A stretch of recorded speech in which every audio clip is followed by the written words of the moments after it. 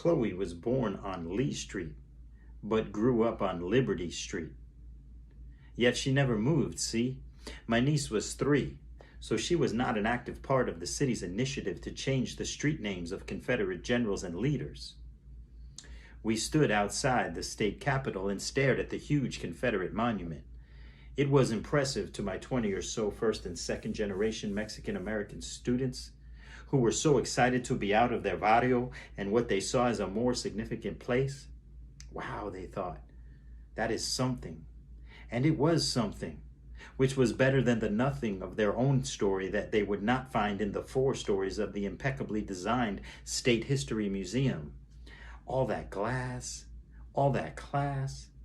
And they will certainly remember the Alamo, those 40 or so young elementary-aged African-American students who stood practically bouncing with enthusiasm at the front of the roped-off section of the display as the docent proudly went through the play in his head about bravery, courage, and what was that phrase?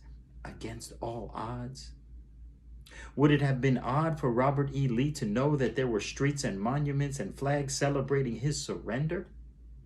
I believe Lee honorably surrendered to liberty and held no expectations of sign postings in his name. But all the same, he knew he'd never be erased from history, tagged by Lincoln himself, but choosing state over country, a man of his time.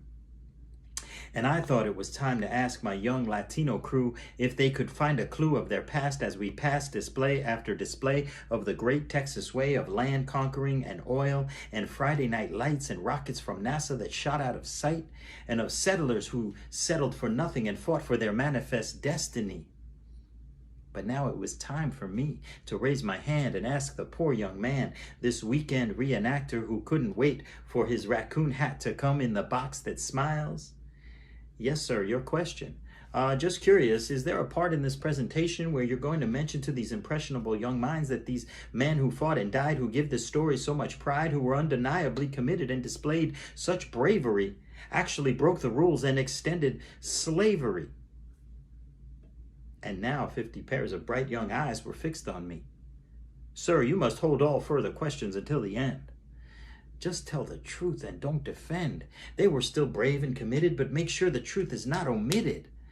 Like the over 39% of this state's population, the largest growing group in this evolving nation, who can't find what floor they're on, who can't seem to find their statues or their heroes, who need to be reminded that they didn't cross a line, did they? A border crossed them again and again.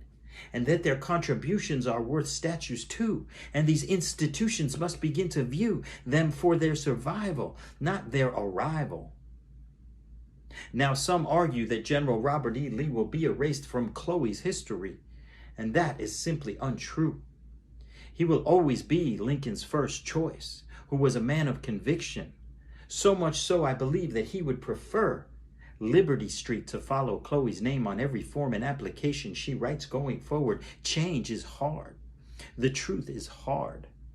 The story is hardly done being told, and the decision of revision, when it honors the truth, is a battle worth fighting against all odds. Peace.